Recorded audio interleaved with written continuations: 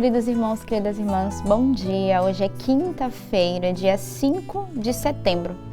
Estamos iniciando o nosso mês, mas também iniciando o nosso dia. Estamos no meio da nossa semana, então somos convidados a fazer memória do que foi vivido neste início de semana, a dar graças ao Senhor pela sua proteção, pelo seu cuidado. Agradecer ao Senhor por tudo que a liturgia da igreja tem nos acompanhado e já confiar, né? Tá já se aproximando do final de semana. Hoje é quinta, amanhã já é sexta, logo depois vem o final de semana. Devemos confiar ao Senhor e pedir que a própria liturgia da igreja, através da sua palavra, ela nos prepare para viver esta graça. E desde já começando esse dia em comunhão com a igreja, vivendo esse método tão antigo que é a leitura orante da palavra de Deus, que é a Lexis Divina. E neste dia, juntamente com as leituras e com aquilo que Deus vai falar ao teu coração, porque a graça do Lexis Divina não é só ler a leitura, mas é deixar que Deus fale ao nosso coração, é viver esse movimento de oração, de louvor e também tomarmos as resoluções necessárias. Somos convidados nesta quinta-feira, como a cada quinta-feira, a rezarmos pela nossa igreja, de modo particular pelo Papa Francisco, esse chefe da nossa igreja, este homem que deve governar o povo de Deus com sabedoria, com prudência, com discernimento.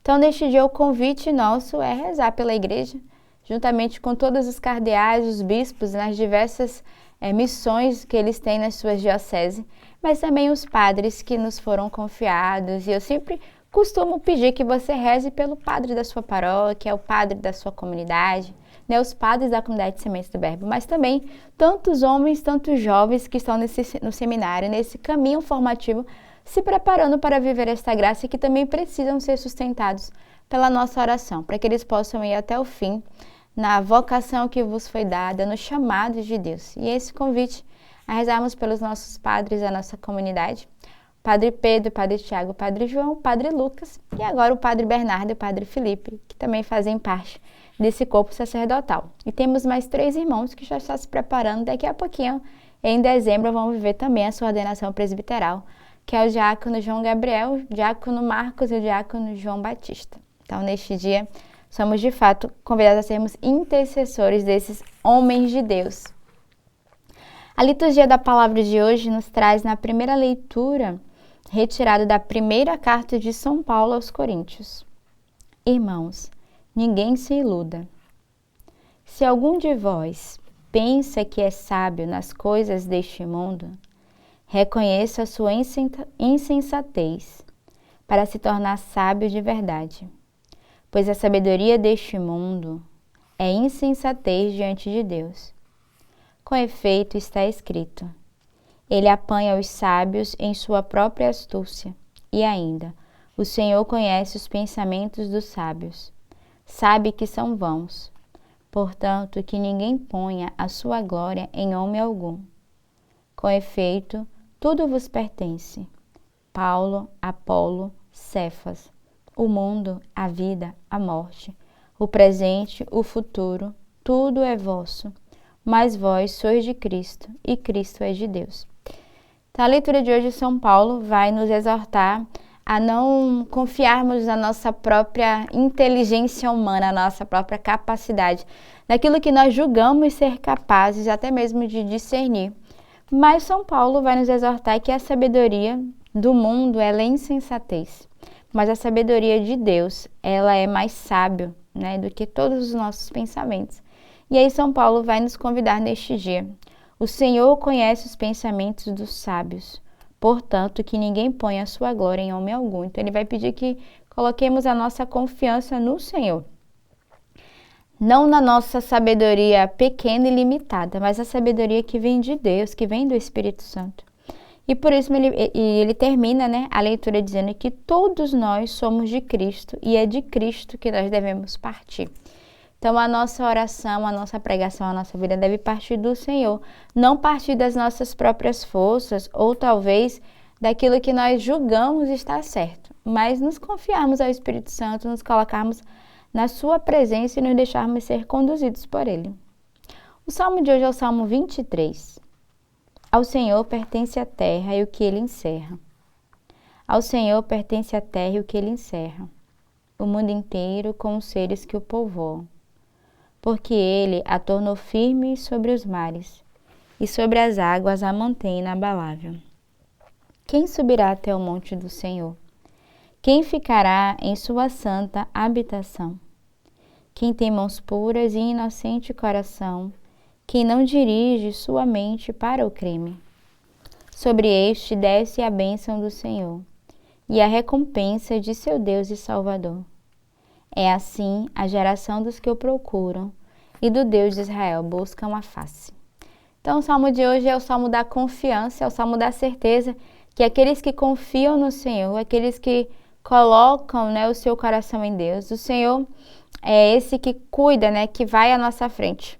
E é tão bonito porque a segunda parte do salmo vai dizer assim: quem subirá até o monte do Senhor? Quem ficará em sua santa habitação? Então é uma pergunta do salmista: quem são esses, né, que vai habitar no coração de Deus, né? Quem é que tem as mãos puras e o coração inocente? Quem é que não dirige a sua mente para o crime? Há um questionamento.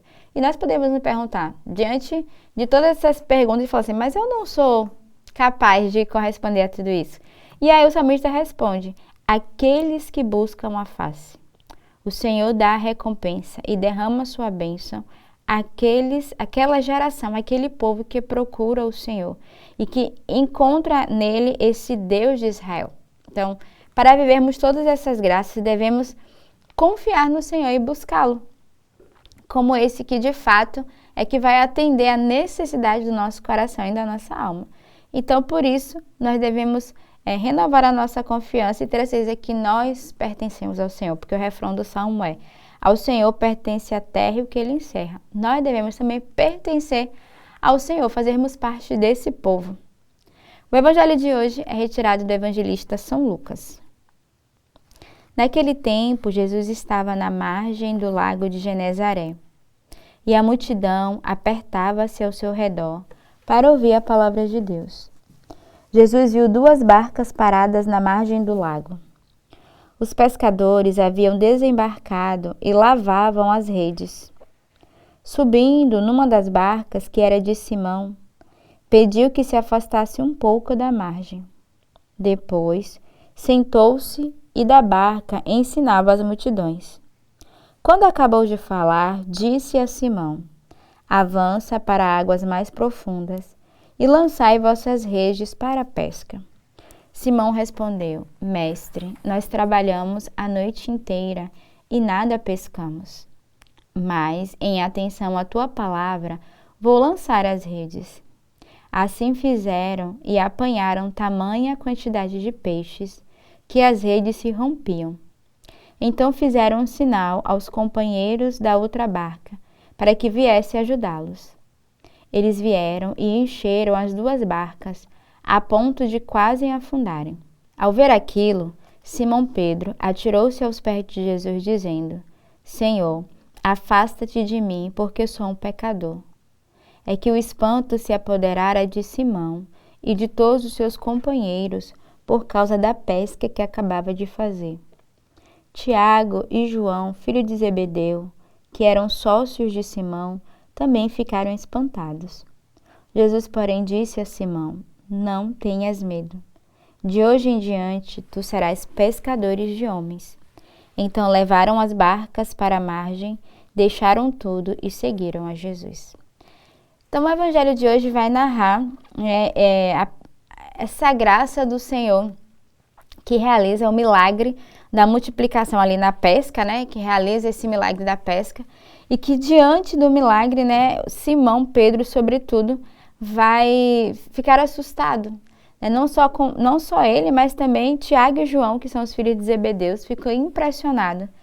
E Jesus vai dizer a ele: em atenção à tua palavra, né? Que eles devem lançar. E Pedro vai dizer: em atenção à tua palavra, eu vou lançar as redes. E assim o fizeram.